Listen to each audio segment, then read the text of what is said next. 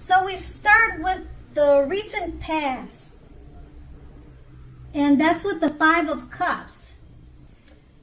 Now the Five of Cups is another card which reminds us that where we put our focus in life has a great deal to do with the quality of our lives and how well they work for us. Now, what are you going to choose to focus on?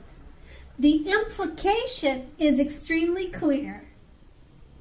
Are you going to cry over spilt milk, or are you going to focus on the milk you still have and get on with things, or just move on with your life? The point is, watch where you focus and make sure that the focus is for your highest good. Okay, so now we have that Five of Cups. It's paired with the Strength card. Okay, so the Strength card basically lets you know that it's important now for you to make time to meditate and contemplate and spend some time alone, even if you're in a committed relationship and have a bunch of kids, okay? So, do not allow yourself to spend time in preoccupation and fear.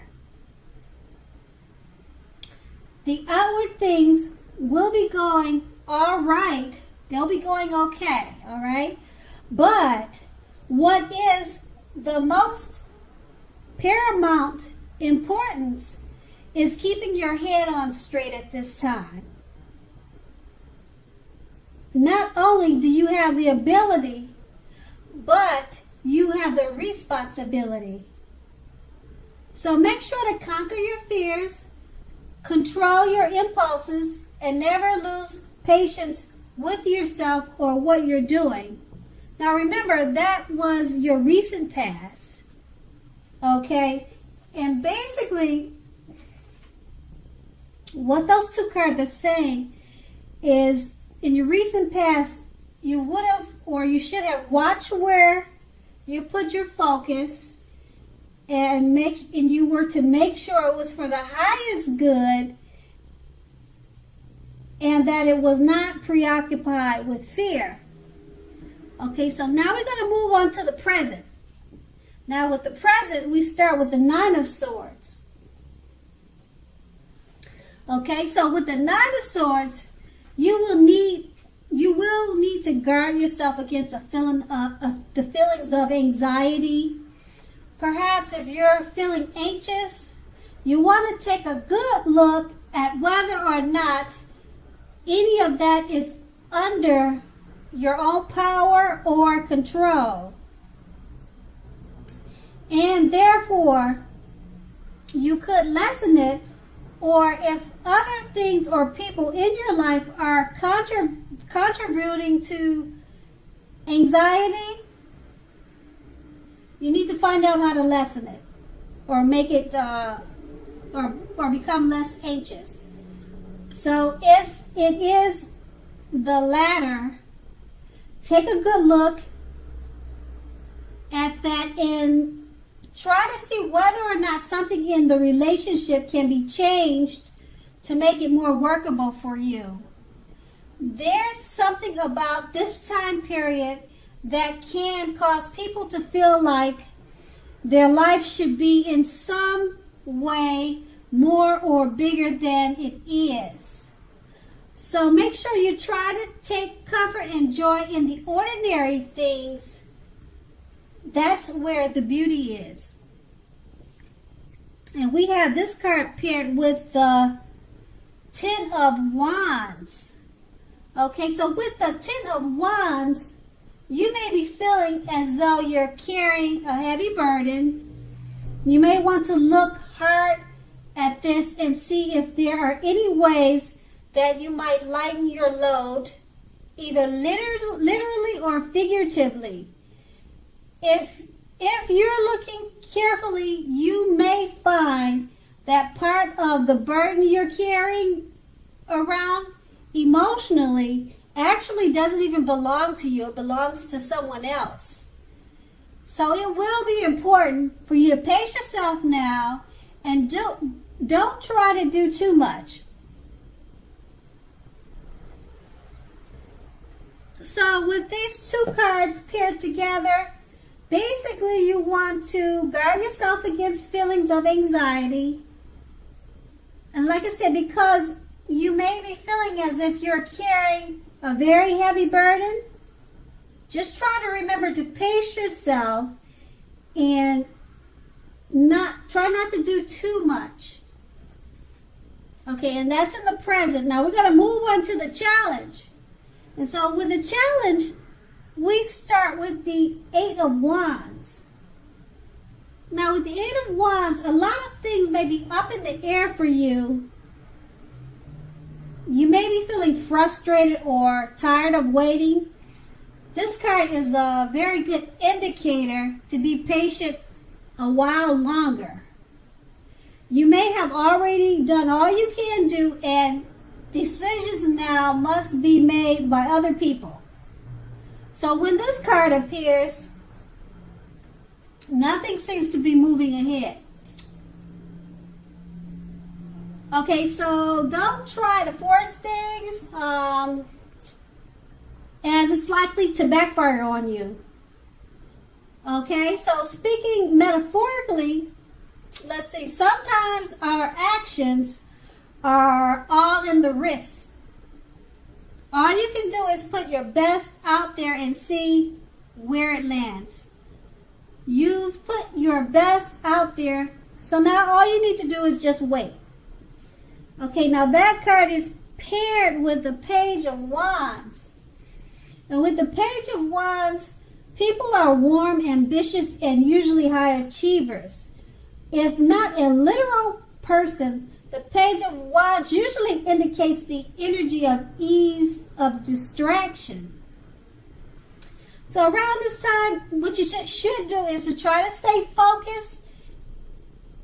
In general, this card says that things that you started some time ago or in the past, they're starting to come to life or to come to fruition. So it can also show a need for new things, such as new adventures, new approaches, new ideas. Okay, so with the page bringing us positive energy, we must remember to supply the following. Remember to supply the follow-up or the follow-through. However that goes. Okay, so those two cards, they're paired together, and like I said, it's basically saying you may be feeling tired of waiting for things to happen, but with the Page of Wands, this will let you know that things are starting to happen. New adventures, new approaches, and new ideas. And that's your challenge. Okay, so then we're going to go on to the outcome, and that starts with the Three of Swords. Okay, now with the Three of Swords, although there's an element of maybe sorrow or pain, okay, that might be undeniable. When this card appears, what lies on the other side of the sorrow or pain can be enhanced understanding and joy. So allow yourself to fully experience any sorrow and pain that comes up now so that you can move beyond it. Basically, with this card, it can point to very deep emotional issues that must be addressed before you can move on. So, denying pain, it doesn't make it go away any more than denying a broken leg makes it heal. So, okay, so what you need to do is to allow yourself to experience any pain that comes up now, but do not wallow in it. Okay? All right. So you do not and should not wallow in grief or sorrow for a long time. However, okay, only you can decide how long is long enough. Others can't do that for you. And then we have that card paired with the Hierophant. Now, the Hierophant is very much about doing the right thing. You might be struggling with an issue and are unsure about what is right for you to do. So just remember that the answers are within you. They're within yourself, okay? So remember, the right thing is what is right for you also. This is also a card that is very much about spirituality. Everything from traditional religion to, let's say, earth-centered spirituality and any other type of spiritual notion that you can conceive of. All right, so there may be a tension between your idea of spirituality and the right thing and the ideals of others around you. But however, stand up for your own beliefs. The rules and the system of doing things, let's say, are probably playing a major role right now. Okay, so any rituals of any sort will be helpful to you now.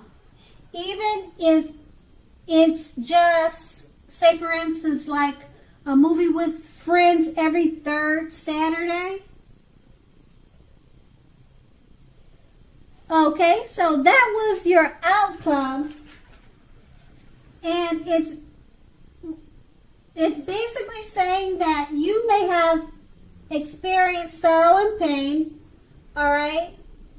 Or you may be dealing with some type of sorrow and pain, but just remember not to make your problems, don't take your problems out on others, okay? And that by doing the right thing is always the best thing, okay? So that was the outcome. All right, so I want to say thank you so much, Pisces, for watching. I hope it's a great month for you, and have a great day.